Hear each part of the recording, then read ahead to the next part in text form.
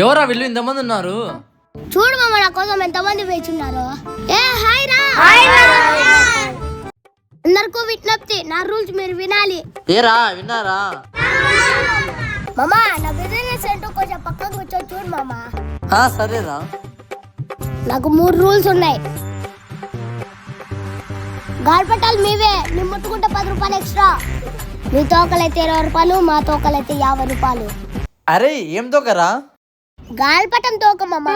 ఓహో గాలిపటం తోక. మెయిన్ గా సూత్రం అయితే 30 రూపాయలు ఎక్స్ట్రా. వచ్చేయండి.